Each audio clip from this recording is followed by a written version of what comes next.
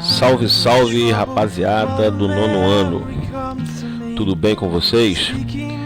Pessoal, quanto tempo, hein? Esses pouquinho mais de 15 dias parece que foram, 15 meses. O tempo demora a passar nessa condição que nós nos encontramos, mas a gente não tem muito o que fazer a não ser mesmo ficar em casa e nos cuidarmos. Bom, vamos dar início então a uma aula aqui de geografia para o nono ano.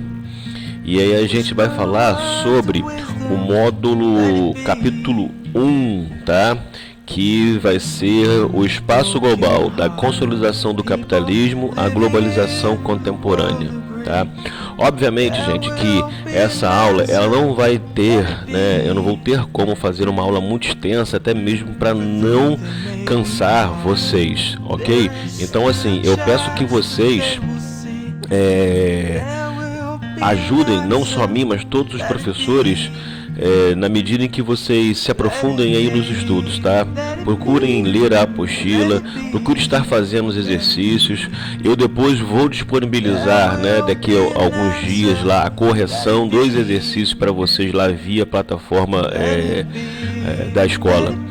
Sabendo que é o seguinte, a plataforma ela está passando por esse período de sobrecarga, de instabilidade, assim como a internet, ok? Então a gente vai ter que ter um pouquinho de paciência e aí conta aí com o esforço, com a dedicação de todos vocês. Bom, então vamos dar início para falar sobre isso. Vocês estão vendo esse primeiro slide aí e devem estar se perguntando a seguinte situação: qual a necessidade disso, não é verdade? Mas antes de tudo, a gente gostaria de dizer para vocês o seguinte, que a geografia ela possui o que? Um caráter, é um conhecimento estratégico. E nos dias atuais, desculpa gente, não é coronavírus não, tá? É porque a gente vai falando muito aqui e aí acaba secando a garganta e a gente de vez em quando tem que hidratar um pouquinho. A geografia ela tem esse caráter de ser um saber estratégico. A geografia ela é a ciência que ela serve para desvendar as máscaras sociais, daquilo que está por trás de todo o espaço geográfico, por trás da paisagem, a gente não consegue compreender, tá? Então essa é a necessidade aí, entenderam? Então na medida da situação em que a gente diz o que pensa, isso às vezes gera realmente muitas controvérsias, gera conflitos e gera confrontos, ok? Isso é assim, os cientistas, atualmente eles estão sendo portadores de verdades inconvenientes que ninguém quer escutar porque as pessoas simplesmente elas têm medo. Mas enfim, não é o nosso caso. Então nós vamos começar com uma coisa muito simples aí, o que é a divisão internacional de trabalho e qual a sua definição. Conjunto de especificidades presentes no sistema global de distribuição das atividades produtivas e de serviço pelo espaço geográfico mundial. O que isso significa dizer, assim, de forma bem resumida? Cada local ele é, vamos dizer assim, especializado em determinada atividade produtiva. Alguns países são mais ligados ao setor primário, outros ao setor secundário e outros ao setor terciário. No entanto, eles interagem, eles dialogam entre si, cada um oferecendo aí aquilo que tem, vamos dizer assim, de melhor. É óbvio que isso é uma relação de desigualdade, tá? Então ela se baseia em uma economia mundial, ou seja, em um sistema de relações de produção e de relações de troca que envolve o mundo todo. Ou seja, ela é aí um sistema que ele é extremamente o quê? Do capitalismo. Essa divisão internacional do trabalho ela é característica do capitalismo. E aí nós temos uma situação também a salientar, que é o que está dizendo aqui no último parágrafo desse slide. Nenhum país do mundo é autossuficiente do ponto de vista econômico. Nenhum país tem todos os recursos naturais de que necessita ou tecnologia suficiente, que aí a gente pode dar o caso do Brasil. O Brasil é rico em recursos naturais, porém carente em desenvolvimento tecnológico. para promover seu desenvolvimento e suprir todas as necessidades de sua população. É necessário então buscar recursos e técnicas fora de suas fronteiras, tá? Mas isso tudo, vamos dizer assim, ele está dando aqui de uma maneira bem, vamos dizer assim, bem objetiva, bem clara. Ele não está falando das intenções que tem por trás disso tudo. Por quê? Porque os Estados Unidos, por exemplo, a própria China, por exemplo, são países que eles são, ricos em recursos naturais, sobretudo os Estados Unidos, mas eles também se utilizam de outros locais visando o quê? Visando o maior lucro, que é, vamos dizer assim, o ponto máximo do capitalismo. Mas como surgiu esse sistema de acumulação de capital? Bom, isso foi desenvolvido ao longo do tempo aí, com os seres humanos, os coletores, os produtores, que gerava excedente, que realizava as trocas, que formou os mercados, que surgiu uma moeda, que partiu de trocas aí chamadas indiretos, que fortalecimento de estados, surgimento de grandes estados nacionais, europeus, mercantilismo e por fim o capitalismo. Então esse é um processo aí, gente, histórico, ok? De o passo a passo de como surgiu esse sistema de acumulação de capital, que assim como o lucro é uma característica do capitalismo. Mas enfim, qual é a definição que nós temos do capitalismo? É um sistema socioeconômico, vigente em quase todo o mundo, exceto em alguns locais aí, por exemplo, Cuba, que já está, por exemplo, se readequando, porque o socialismo hoje ele não existe mais, ideologicamente ele é fracassado. Não que o capitalismo não seja, mas o capitalismo ele ainda assim é um sistema que talvez ele apresente as pessoas que têm mais aptidão, elas conseguem no capitalismo ascender. Isso é uma verdade que a gente não pode negar. Então esse sistema econômico em que os meios de produção, que são o quê? O que são os meios de produção? Terras, fábricas, máquinas, edifícios, e o capital, que é o dinheiro, são de propriedade privada, ou seja, possui um dono, Então é o que? É nada mais nada menos do que a iniciativa particular, o chamado empreendedorismo. E quais são as principais características? Mercadoria destinada para a venda e não para o uso pessoal, ou seja, se na época dos artesãos eles fabricavam as coisas para o uso próprio, no máximo de eles vão troca, no capitalismo é para venda, não é para uso próprio, ainda que a pessoa que produz aquilo utilize das coisas que produz, a finalidade é de vender. O trabalhador recebe um salário em troca do seu trabalho, toda negociação é feita com dinheiro. Hoje nós temos o dinheiro aí em várias formas, o dinheiro de plástico no cartão, o dinheiro nas cédulas, transferências bancárias. E o capitalista pode admitir ou demitir trabalhadores, já que é dono de tudo, do capital e a propriedade. Nós tínhamos na época dos artesãos que ele era um dono dos seus próprios meios. Com o advento do capitalismo, essa relação ela muda. Então assim as características da DIT variam de acordo com o cenário geoeconômico do momento. Assim, pode-se dizer que a divisão internacional do trabalho sofreu fortes transformações ao longo do tempo.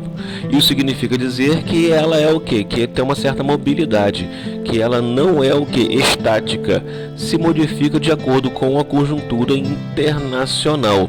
E aí a gente vai ver que o capitalismo ele passou o quê? Por distintas fases até chegar ao modelo que nós temos hoje atual, que é o chamado capitalismo financeiro, que é esse mundo realmente globalizado.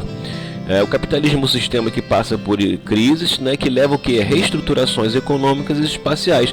Então a gente pode dizer, por exemplo, também que o próprio Covid-19, a pandemia do Covid-19, é o que? É uma crise do próprio capitalismo. Porque se a gente fala de globalização é um dos estágios mais avançados do capitalismo, então nós temos aí a pandemia do Covid-19 como sendo uma das crises que o capitalismo tem que passar, e aí a gente percebe a preocupação muito grande que os governos em si estão tendo, o brasileiro, por exemplo, na nossa realidade, com a economia do país. Isso é uma coisa ruim? Não necessariamente, porque isso pode engendrar o quê? Um novo tipo de capitalismo. Pode parecer utopia, mas a verdade é que nada do que foi será do jeito de novo que já foi um dia. E aí a gente tem que ter bastante atenção nisso aí. Ou seja, a nossas relações elas vão sofrer modificações. A gente está percebendo isso na própria carne. Os próprios governos eles estão percebendo que era muito mais fácil você conter a inflação, por exemplo, do que conter a pandemia do vírus, ok? E isso não é pouca coisa, isso é extremamente significativo. Então vamos passar agora para as fases do capitalismo. Então nós temos primeiro o capitalismo comercial, que nada mais era do que das colônias fornecendo matéria-prima, metais preciosos e especiarias para a metrópole, que devolvia todo esse produto que manufaturado. Ou seja, você retirava daqui a matéria-prima para a construção, por exemplo, de uma máquina que ia ser, por exemplo, transformada nas metrópoles e comprava esse produto de volta, obviamente por um preço muito mais alto, com valor agregado, e isso começou a gerar o quê? Um desequilíbrio muito grande entre a metrópole e a colônia. O que havia nesse período? Produção manual, produção pequena em quantidade e diversidade, limitação de mercados, comércio, limitação dos lucros, tá? Era tudo controlado aí. Quando fala limitação dos lucros, é porque nas colônias o lucro não ficava ali, né? Todo o lucro ele era sempre dirigido o quê? Às metrópoles. Passamos aí para o capitalismo industrial, tá? Que é uma outra fase em que você não modifica muito com relação ao capitalismo que nós vimos na primeira fase dele. A fase do capitalismo industrial, na realidade, mudou muito pouco em relação ao capitalismo comercial. A diferença principal é que as metáforas passaram a ser industrializadas. Então nós temos aí essa pequena modificação, matérias-primas e mercados consumidores, né? As colônias forneciam, além da matéria-prima, um mercado consumidor para as metrópoles, o que não havia na primeira fase do capitalismo, porque nós vimos ali que tinha uma limitação de mercadorias e lucros, até porque não havia sequer mercado consumidor aqui. Se você for falar de mercado consumidor, a gente está falando da sociedade que era escravocrata, ou seja, não tinha trabalhadores assalariados, o que tinha era trabalhadores escravizados.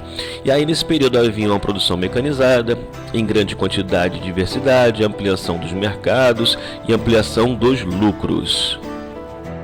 Gente, meu e-mail está aqui embaixo, tá? Qualquer coisa que vocês queiram mandar com relação a dúvidas ou se vocês estão querendo assim, mais um material, dica de leitura e etc, eu posso até passar para vocês por aqui, mas como a gente tem pouco tempo, às vezes uma informação ou outra ela vai, ficar pendente. Então lá manda um e-mail para mim lá, que na medida do possível a gente vai respondendo, tá ok? Nós temos agora aí, o capitalismo financeiro, que já é, bastante diferente, que ele parte da premissa da descolonização das colônias da África e da Ásia, e o surgimento dos países subdesenvolvidos e industrializados e a expansão das multinacionais, tá? Então é bem diferente aí dos outros tipos da fase da DIT, que sucederam esse capitalismo aí comercial e capitalismo industrial. Então, ele vai se configurar, dentre outras coisas, o capitalismo financeiro pelo quê? Pelo investimento que se faz dentro de um país, pelo recebimento, por exemplo, dos royalties da produção sobre as marcas que estão agora, circulando por todos os outros países, onde você paga o quê? Royalties. Você tem ações na Bolsa de Valores, onde qualquer um que tenha dinheiro possa estar comprando ações na Bolsa de Valores e receber os royalties da produção, e por aí vai. Aí nós já falamos um pouquinho sobre isso, sobre essa DIT que nós temos então a clássica, certo?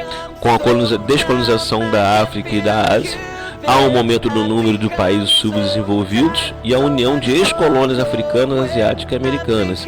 Então nesse momento a gente passa a ter países subdesenvolvidos não industrializados com países desenvolvidos e industrializados, produtos industrializados, investimento e concessão de empréstimos. Tá? E temos essa DIT aí da nova ordem mundial, que foi a consolidação dos Estados Unidos como potência hegemônica. E nós temos aí produtos industrializados, tecnologia, capital, empréstimo, investimentos, tá? Produtos especulativos, como eu tinha falado para vocês, vindos dos países, desenvolvidos para os chamados países subdesenvolvidos e industrializados. Essa terminologia aí, países desenvolvidos, subdesenvolvidos, países primeiro, segundo, terceiro mundo, isso está em desuso. O que nós temos hoje como mais comum, os países centrais e países periféricos. Tá ok? Do capitalismo financeiro, nós já vimos isso, vai surgir aí os monopólios e os oligopólios, onde no monopólio uma empresa domina a oferta de determinado produto ou serviço, tá? E os oligopólios, que é um grupo de empresas que elas se unem e se fundem justamente para poder ter um controle e poder sobre toda a maior fatia do mercado. Que tipos de oligopólios são esses? Hoje é muito comum, muito mais do que um monopólio, porque as empresas elas se fundem, se unem com a intenção de dominar todo o mercado. Os oligopólios, o cartel, acordo entre empresas de um mesmo setor para dominar o mercado, né, de seus produtos. Nós já vimos aqui, citamos aí os postos de gasolina que fazem esse tipo de sistema. No entanto, eles não estão assim, né, não estão em processo de fusão. Eles estão eles se reúnem e delimitam o valor, mas eles não fazem parte do mesmo conjunto de empresas, tá? Em alguns casos, em outros até existe. Temos os trusts, empresas que abrem mão da sua independência legal e se unem a outros para construir uma única organização. Isso aí tem uma regulação, às vezes, do mercado, do sistema financeiro, para que não haja desequilíbrio. Pode ser aí, né, horizontais, fusão de empresas do mesmo setor, ou verticais, aonde você tem a empresa, por exemplo, de laticínios, que também ela atua na área da construção civil. É uma possibilidade. Os conglomerados, né, constituídos por empresas que diversificam sua produção. Dei o exemplo aqui da Mitsubishi, né, que fabrica carros, TVs, enfim, né, aparelhos de computador e por aí vai. E a holding, que é um estágio mais avançado do capitalismo, é uma empresa criada para administrar outras através da posse de maioria das ações. E aí nós temos, por exemplo, aí, nós temos a Disney, que ela detém, né, vários outros canais de televisão, como por exemplo o ESPN, tá? Isso é um exemplo de uma holding, ok? Temos as empresas aí globais, né, que surgem a partir deste cenário, após a Segunda Guerra Mundial, invadindo os países subdesenvolvidos e se aproveitando da matéria-prima, se aproveitando da mão de obra barata, se aproveitando das isenções fiscais, se aproveitando das leis ambientais inexistentes. Tudo isso visando o quê? Entre outras coisas, ampliação do seu lucro, tá? Ampliação do lucro é aquilo que é o objetivo principal do capitalismo, ampliação e acumulação de capital, para aumentar a fabricação de seus produtos e seu mercado de consumo, para fugir dos pesados impostos e severas leis trabalhistas existentes nos países de origem. Os Estados Unidos, por exemplo, tem uma população mais, vamos dizer assim, educada, então você tem um forte ativismo acontecendo lá. Agora, vocês já viram, por exemplo, ativistas chineses ou ativistas, né, por exemplo, africanos. Temos aqui no Brasil os ativismos, sim, mas é uma coisa, vamos dizer assim, que é um processo muito lento e pouco significativo. O surgimento de evoluções de empresas globais, gente, esses slides eles estão disponíveis para vocês lá, já botei na plataforma, vocês já devem ter recebido, tá? Se não receberam, vocês me mandam um e-mail, falam assim: professor, não entrou, que eu posso mandar através de vocês por e-mail sem problema nenhum, tá? E aí a gente, para não ficar, né, se estendendo muito, tomando uma aula muito longa, a gente vai contar sempre com o quê? Com a participação de vocês e com o surgimento de dúvidas. A gente vai tirando essas dúvidas, pode ser através do e-mail, ou se a gente conseguir em algum momento, talvez, fazer uma live. Isso aí vai depender de várias coisas, de conexão de internet, da disponibilidade de vocês e etc, ok? Então, assim, vale ressaltar: para que haja, né, a divisão internacional de trabalho, são necessárias algumas condições, dentre elas o diferenciado grau de estágio socioeconômico dos territórios e de suas forças produtivas e diferentes níveis de desenvolvimento humano.